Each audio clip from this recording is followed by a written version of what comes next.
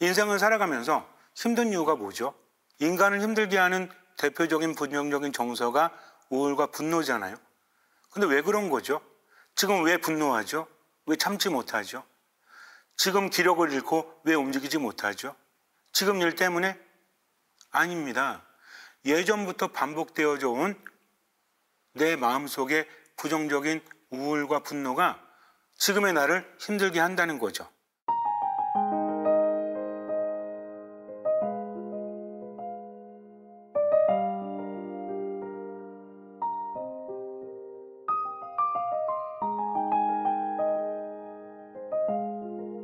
평화방송 시청자 여러분 안녕하십니까?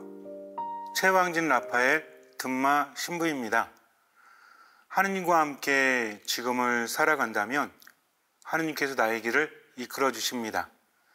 신앙은 무엇보다 내가 뭔가를 하는 것이 아니라 하느님께 맡기는 것이 중요하다는 것을 늘 잊지 마세요. 지금 이 순간 나의 감정과 생각과 말과 행동을 하느님께 맡기고 살아간다면 하느님께서 나를 이끌어 주십니다. 어린아이처럼 되지 않으면 하늘나라에 들어갈 수 없다. 마태복음 18장에서 예수님께서 말씀하십니다. 또 아버지, 하늘과 땅의 주님, 지혜롭다는 자들과 슬기롭다는 자들에게는 이것을 감추시고 철부지들에게는 드러내 보이시니 아버지께 감사드립니다. 마태복음 11장에서 말씀하십니다. 예수님께서는 스스로 똑똑하다고 지혜롭다고 여기는 사람들에게는 하나님 나라의 신비가 감춰진다 말씀하십니다. 그리고 철부지, 즉 어린아이처럼 순수한 마음을 가진 이들에게는 그 신비가 드러난다라고 말씀하십니다. 철부지는 뭘까요? 단순히 철이 없는 게 아니라 어린이와 같은 작은 마음을 지닌 사람들, 스스로의 한계를 인정하는 사람들이죠. 아이들은 한계에 부딪혔을 때 절망하지 않고 있는 그대로 받아들입니다. 나는 이걸 할 수 없구나. 그리고 어떻게 하죠? 아빠, 엄마를 부릅니다. 스스로 잘한다고 자부하는 이들은 그냥 이게 안 되는구나 라고 판단해버려요. 그리고 아무것도 하지 않습니다. 그러니까 바뀌지 않는 거죠. 작은 이들, 어린이와 같은 이들은 내가 안 되니까 아빠, 엄마를 부르듯 하느님을 부른다는 거죠. 행동을 하는 겁니다. 그렇기 때문에 바뀔 수 있다는 거죠. 예수님은 마태복음 19장에서 말씀하십니다. 인간에게는 불가능하지만 하느님께는 모든 것이 가능하다. 이것을 아는 사람들이 작은 이들, 그러나 어떻게 본다면 정말 지혜로운 사람이죠. 슬기로운 채 하는 사람들, 지혜로운 채 하는 사람들은 판단하고 움직이지 않지만 철부지들은 나는 할 수 없지만 아빠, 엄마에게 하느님께 맡겨야지 하면서 움직인다는 겁니다. 움직이기 때문에 바뀔 수 있다는 거죠. 어떤 상황이든 스스로 판단하지 말고 하느님 믿고 지금을 살아가세요. 얼마만큼? 보이는 만큼, 또 할 수 있는 만큼. 하느님의 말씀은 살아있고 힘이 있어요. 히브리서 4장에서 우리에게 이야기합니다. 하느님의 말씀은 힘이 있기 때문에 모든 것을 이루는 겁니다.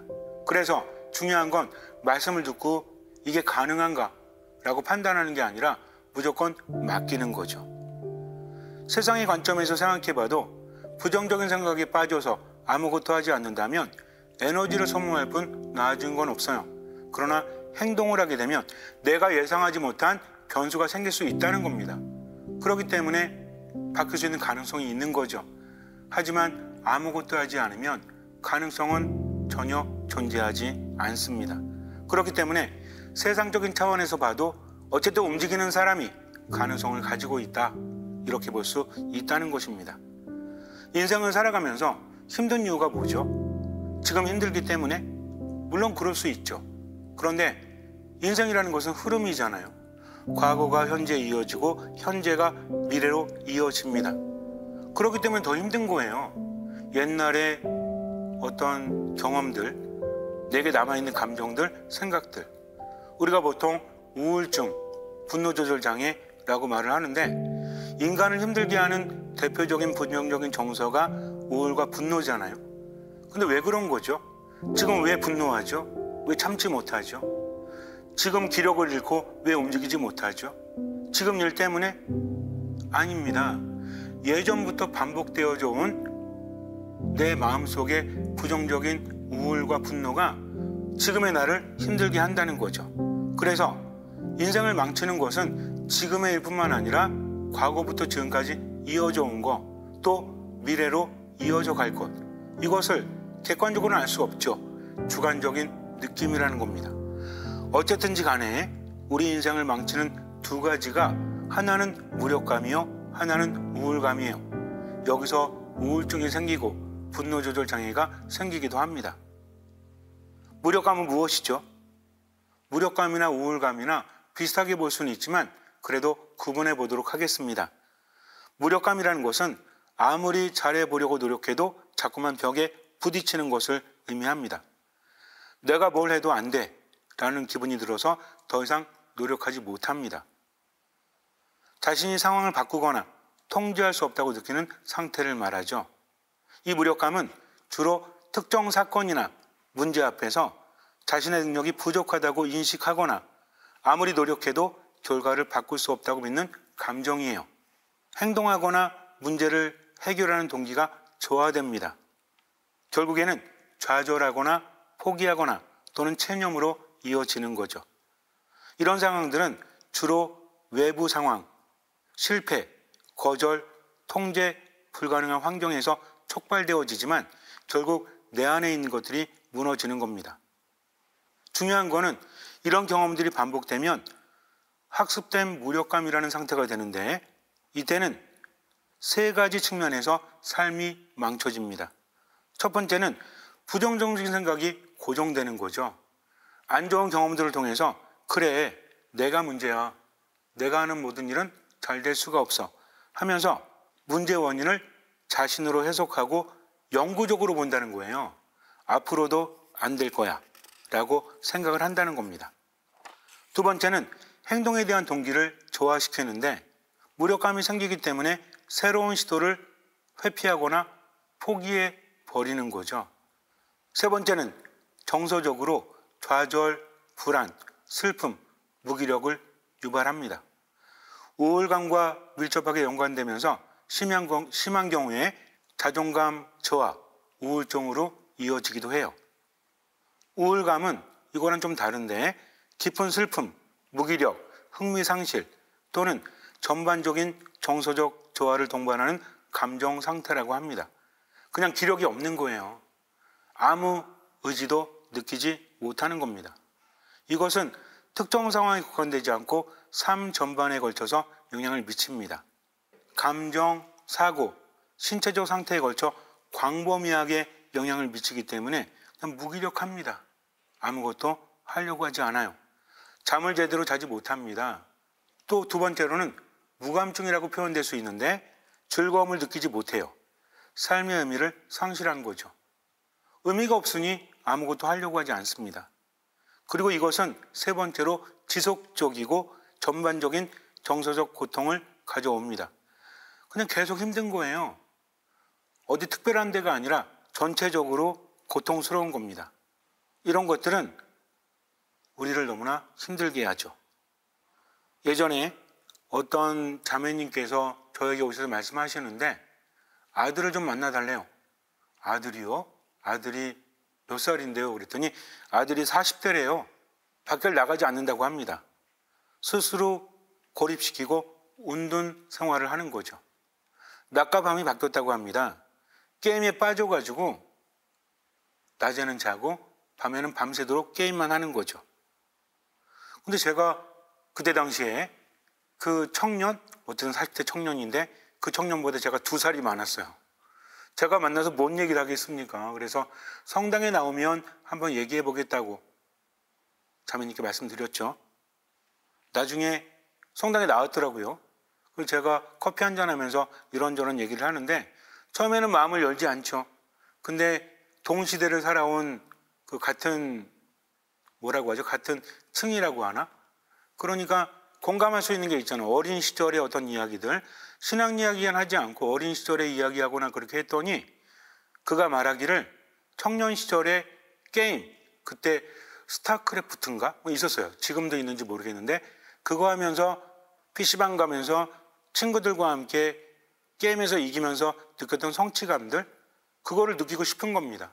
즉 지금의 삶이 망쳐지고 힘들지만 예전에 성취를 누렸던 그 시절로 돌아가는 거죠. 회귀라고 합니다. 그 청년은 직장에서 많은 어려움을 겪고 또 애인과의 관계도 나빠지고 우울감에 빠진 겁니다. 무력감에 빠진 겁니다. 그러면은 해결을 해야 되잖아요.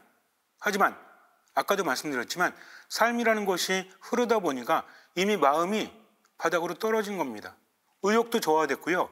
두려움과 불안이 커요. 아무것도 하지 못하죠. 근데 그러면서도 견딜 수 없으니까 게임 속으로 들어가는 거예요. 예전에 젊은 시절에 정말 청년 20대 시절에 즐거웠고 그때 누렸던 성취감, 여기로 빠져드는 겁니다. 그래서 청년과 이야기하면서 이렇게 말했어요. 내가 눈을 감고 있어도 시간은 흐른다. 지금 그렇게 보내면 나중에 더 큰 값을 치러야 되니까 하느님께 맡겨라. 일단 미사에 열심히 나오면서 할 수 있는 만큼 해라. 그럼 바뀐다. 왜? 아무것도 하지 않으면 아무것도 바뀌지 않으니까. 하느님 믿었으면 지금 나를 내려놓고 그분의 뜻대로 살아가라 라고 이야기하면서 가끔 만나서 맥주도 마시고 가끔 만나서 커피도 한잔하면서 그렇게 지냈어요. 나아지더라고요. 나중에는 뭐 제가 떠난 다음에 그 다음에 가끔씩 연락을 하지만 지금도 어쨌든 잘 지내고 있어요. 여기서 중요한 게 뭐냐면 자꾸 반복되어지는 악순환이라는 거죠. 무력감, 우울감이 반복되면서 커지는 피드백 루프라고 하는데, 피드백 루프 말이 좀 어렵긴 하지만 원인이 있으면 결과가 있잖아요. 근데 결과 때문에 원인이 더 강화되거나 약화될 수 있다는 겁니다. 영향을 미친다는 거예요. 예를 들어서 어떤 사람이 대인관계가 안 좋아요. 왜냐하면 표정이 늘 화가 나 있어. 웃지를 않아. 이 사람도 알아요. 다른 사람들이 날 싫어하는구나. 날 좋아하지 않는구나. 근데 문제가 뭐냐면 그렇게 표정을 지으니까 사람들은 더 멀리 하잖아요. 또 확인되잖아요. 나를 멀리하는 거. 표정은 더 안 좋아집니다. 즉 이 사람 표정 때문에 대인관계가 안 좋아졌지만 사람들이 피한다는 것을 아는 결과를 통해서 표정은 더 안 좋아지는 거죠. 반복되면서 악순환이 되는 겁니다. 점점 커지는 거예요. 근데 이거를 어떻게 깰 수 있을까요? 우리가 아는 것과 사는 것이 너무나 다르기 때문이죠. 내가 무력하구나, 내가 우울감에 빠져 있구나, 나아져야지 노력할 수 있어요. 근데 이미 기력이 땅에 떨어졌기 때문에 어쩌면 쉽지가 않습니다. 그래서 뭘 바꿔야 되느냐? 생각을 바꿔야 돼요. 느낌을 바꿔야 돼요. 그리고 행동을 바꿔야 됩니다. 이 세 가지는 함께 가야 돼요. 자, 먼저 한번 생각해 볼게요. 일본의 헤이안 시대 10세기, 그때 한 사람이 있었습니다. 오노노 도우라고 하는데 오노 가문의 도우다. 근데 이 사람이 글을 굉장히 잘 썼다고 합니다. 당시 3대 명필 중에 하나였다고 해요. 일본에서 글을 가장 잘 쓰는 세 사람 중에 하나. 근데 어느 날 어떤 남루한 복장을 한 사람이 글을 쓰는 걸 보게 됩니다. 나이는 좀 많은 노인이었는데 너무 글을 잘 쓰는 거예요. 여태까지 내가 천재인 줄 알았는데, 내가 대단한 줄 알았는데 한 남루한 노인이 글을 나보다 더 잘 쓰거든요. 그때 모든 것이 무너졌지만 희망을 갖게 돼요. 그래, 난 아직 젊잖아. 이 사람한테 배워야 되겠다. 넙죽절합니다. 저를 제자로 받아주십시오. 그 노인이 고개를 끄덕여요. 그를 따라갑니다. 산속에 있는 집이었는데 글을 쓰면서 노력을 해요. 근데 스승은 칭찬을 하지 않습니다. 더 노력해라 라고 말합니다. 하루 이틀이 지날수록 이제는 우울한 거죠. 이제는 무기력한 거죠. 인정받지 못하니까, 아니 왜 나를 인정하지 않지? 혹시 나를 시기하는 거 아닌가? 라는 생각이 들기도 했어요. 하지만 이내 마음이 무너져 버립니다. 그래, 이제는 포기하자. 내가 노력한다고 해도 이제 더 이상 나아질 게 없잖아? 하면서 비가 오는 어느 날 짐을 꾸려요. 스승에게 말하지도 않고 집을 나섭니다. 비가 쏟아지고 있습니다. 엄청나게 많은 비. 하염없이 비를 바라보면서 한 걸음 한 걸음 힘없는 발걸음을 내딛는데 물가에 징검다리 있잖아요. 첫 번째 시작하는 징검다리에 개구리 한 마리가 있는 겁니다. 비는 쏟아지고 물은 불어나는데 물이 깨끗할 리가 없죠. 비가 쏟아지니까 흙탕물이 되었어요. 흙탕물에 휩쓸려 가면 개구리는 죽습니다. 근데 개구리는 자꾸 위로 점프를 하는 거예요. 위에 버드나무가 있었어요. 가지가 늘어져 있는데 개구리가 뛰어보긴 하지만 닿을 리가 없죠. 보면서 이런 생각을 했습니다. 너의 처지가 내 처지와 같구나. 네가 아무리 노력한다고 해도 나아질 수 있는 건 없어. 그러니 포기해라. 그런데 개구리는 포기하지 않습니다. 그게 너무나 보기가 힘든 거예요. 마치 자신을 보는 것 같아서. 그런데 그때 갑자기 개구리가 뛰는데 바람이 불었어요. 비가 오면서 바람이 부니까 버드나무 가지가 아래로 처집니다. 개구리는 그 순간을 놓치지 않고 그 가지를 잡았죠. 위로 올라갑니다. 그리고 요요히 사라져 버려요. 오노노 도우는 거기서 큰 깨달음을 얻게 됩니다.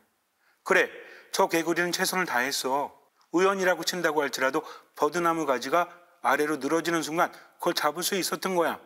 나도 마찬가지야. 내가 살아있는 동안 노력하자. 그러면 어떤 변화라도 있겠지 하면서 버드나무를 향해서 넙죽 절을 해요. 개구리한테 절한 거죠. 그리고 스승의 집으로 돌아갑니다. 그리고 후에 엄청난 문장가 서예가로 이름을 떨치게 돼요. 그런데 이 사람은 왜 돌아갈 수 있었을까요? 저는 생각합니다. 스승이 있었기 때문이죠. 때로는 무력감에 빠졌을 때, 우울감에 빠졌을 때 지탱해 줄 사람이 있다면 돌아갈 때가 있다는 겁니다. 늘 말씀드리지만 인간은 혼자 살아갈 수 없어요. 영향을 받고 영향을 줍니다. 그런데 인간의 영향이라는 것은 한계가 있잖아요. 내가 정말 무력감에 빠져서 우울감에 빠져서 헤어나지 못할 때 누가 나를 도와줄 수 있죠? 어쩌면 인간 중에는 그럴 만한 사람이 없어요. 그러나 우리에게는 한 분이 계십니다. 나를 나보다 더 잘하시고 나를 나보다 더 사랑하시는 분. 요한복음 21장 내용을 보면 예수님께서 돌아가신 다음에 제자들은 무력함에 빠져듭니다. 우울감에 빠져듭니다. 왜냐하면 할 수 있는 것이 아무것도 없었기 때문에. 그래서 숨어 있었어요. 함께 있긴 하지만 아무것도 할 수 있는 게 없어요. 이때 회귀 상태가 일어납니다. 아까 말씀드렸죠? 회귀. 예전에 내가 만족을 누렸던 시기, 성취를 누렸던 시기, 지금의 현실을 회피하고 싶은 거죠. 돌아갑니다. 밤이 되었을 때 베드로가 얘기해요. 나는 고기 잡으러 가네. 그리고 고기를 잡으러 갑니다. 왜? 어부였잖아요. 고기라도 잡는 거죠. 할 수 있는 게 아무것도 없으니까. 그때 나머지 제자들도 그를 따라 나섭니다. 그런데 밤새도록 고기를 잡아봤지만 한 마리도 잡지 못해요. 어느덧 아침이 될 무렵에 예수님께서 물가에 서 계십니다. 그들은 예수님을 알아보지 못해요. 예수님께서 그들에게 말을 거십니다. 얘들아, 무얼 좀 잡았느냐? 그들이 대답합니다. 못 잡았습니다. 그랬더니 예수님께서 말씀하세요. 그물을 배 오른쪽에 던져라. 그러면 고기가 잡힐 것이다. 그 제자들이 그물을 던졌더니 고기가 너무 많이 걸려가지고 그물을 끌어올릴 수가 없어요. 그래서 그물을 물에 둔 채 배를 끌고 무트로 옵니다. 엄청나게 많은 고기가 잡혔다는 거죠. 근데 이상하지 않으십니까? 제자들은 어부였잖아요. 어부 그러면 고집이 되게 센 사람이거든요. 남의 말을 잘 듣지 않습니다. 우린 복음에서 이거를 알 수 있어요. 예전에 예수님께서 사람들을 가르치실 때 제자들은 밤새 고기를 잡았지만 한 마리 잡지 못했거든요. 그물을 손질하고 있어요. 그때 예수님께서 깊은 데로 가서 그물을 던져라 라고 말씀하십니다. 루카복음 5장 4절을 보면 이 내용이 나오는데요. 그때 베드로가 뭐라고 하냐면 스승님, 저희가 밤새도록 애썼지만 한 마리도 잡지 못하였습니다. 그러나 스승님의 말씀대로 제가 그물을 내리겠습니다. 라고 해서 깊은 데로 가서 그물을 내리죠. 근데 이때 베드로 반응이 어땠죠? 저희가 밤새도록 애를 썼지만 한 마리도 잡지 못했습니다. 그러나 스님이 말씀하시니까 그렇게 하긴 합니다만 아마 한 마리도 잡지 못할 거예요 라고 말하는 것과 같지 않습니까? 근데 이번에는 제자들이 누군지도 모르는데 시키는 대로 해요. 뭔 얘기입니까? 정상이 아니란 얘기죠. 그냥 무력감 때문에, 우울감 때문에 고기를 잡아보지만 별로 의지가 없다는 얘기예요. 근데 반전이 일어났잖아요. 왜? 그물이 들어올리지도 못할 만큼 많은 물고기가 잡혔기 때문입니다. 그때 예수님을 알아보게 되죠. 그들이 나왔을 때 어때요? 예수님께서는 그들에게 먹을 것을 주십니다. 그리고 함께 하신다는 거죠. 부활하신 예수님이 그들을 안심시킵니다. 그리고 함께 하시면서 생기를 불어넣어 주시는 거죠. 예수님의 말씀은 무력과 우울에 갇힌 그들에게 생기를 불어넣는 기적을 일으키는 놀라운 힘인 거죠. 제자들이 어떤 경험을 했죠? 무력하게 한 마리도 고기를 잡지 못했는데 예수님의 말씀을 따랐더니 엄청나게 많은 고기를 잡았다. 그 전에 예수님과 함께 했던 기억들이 이제 새롭게 떠오르는 거죠. 그들은 예수님을 만났어요. 하느님을 만났습니다. 기적을 체험합니다. 그리고 삶이 바뀌게 되죠. 그들이 붙들어 왔을 때 예수님께서 빵을 떼어주시고 고기를 주셨다. 그러면서 그들은 함께하면서 힘을 얻죠. 이때 그들은 누구십니까라고 묻지 않습니다. 왜? 그분이 주님이신 줄을 모두 알았기 때문이죠. 우리도 마찬가지입니다. 인생을 살아가면서 때론 절망 속에서 아무것도 할 수 없을 때 무력감과 우울감이 우리를 끌어내릴 때 뭘 할 수 있을까요? 나이는 들고 상황은 안 좋아지고 몸도 안 좋고 정신도 혼미하고 마음에는 부정적인 감정들이 가득 차서 내가 원하는 대로 살아가지 못하고 자꾸만 힘들어질 때 우리 그런 말 하잖아요. 세상이라는 것이 마음먹기에 따라 다르니까 죽을 각오하고 살아가라고. 그러면 우울증이 아니죠. 분노조절 장애가 아니죠. 공황장애가 아니죠. 그냥 힘든 겁니다. 나아지려고 해보지만 이게 안 되는 거예요. 그럴 때 우리는 어떻게 해야 될까요? 물론 병원에 가서 치료받는 것도 중요합니다. 상담을 받는 것도 중요합니다. 그러나 가장 중요한 것은 하느님께 모든 것을 맡기는 거죠. 말씀 안에서 예수님 만나는 겁니다. 예수님은 어떻게 하셨죠? 함께하면서 기적을 보여주시면서 그러면서 무력감을 치유하십니다. 우울감을 치유하십니다. 그리고 한 가지 더 중요한 건 그분의 말씀을 따라야 한다는 거죠. 그럴 때 기적을 체험할 수 있다. 절대로 잊지 마세요. 우리 언제 예수님 만날 수 있죠? 갈릴레아로 가서? 아닙니다. 미사를 통해서 빵을 떼어주시는 분, 말씀을 전해주시는 분, 예수님을 만날 수 있다는 겁니다. 그러니 살아가면서 정말 힘들 때 듣는 마음으로 미사, 말씀 기도 안에 머무세요. 그리고 모든 것을 맡기십시오. 잠시 눈을 감으세요.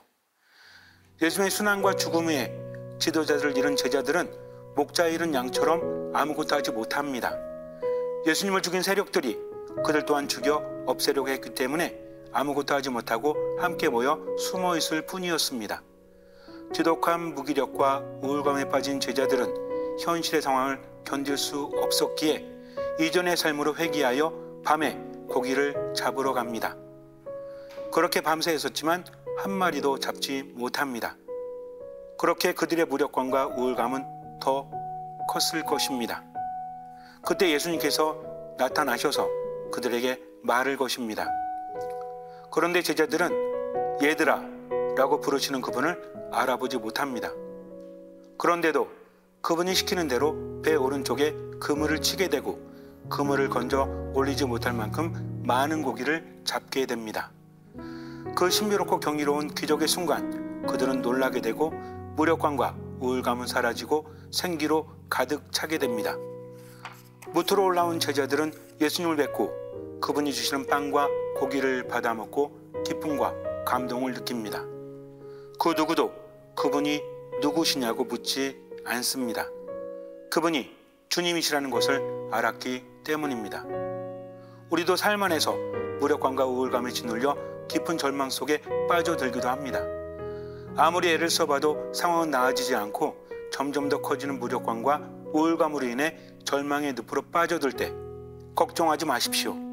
그저 고개를 들어 우리를 찾아오시는 예수님을 바라보면 됩니다. 저 먼 갈릴리 호숫가로 갈 필요가 없습니다. 거룩한 미사를 통해 우리에게 다가오시고 말씀하시고 빵을 떼어 먹여주시며 무력감과 우울감을 없애고 생기를 불어 넣어주시는 주님을 만날 수 있기 때문입니다. 망설이지 말고 미사 안에 머무십시오. 말씀 안에 머무십시오. 기도 안에 머무십시오. 그리고 할 수 있는 만큼 보이는 만큼 최선을 다하고 나머지는 모두 주님께 맡기십시오. 듣는 마음으로. 주님께서는 그 믿음을 보시고 우리 삶에 놀라운 기적을 일으켜 주실 것입니다. 아멘.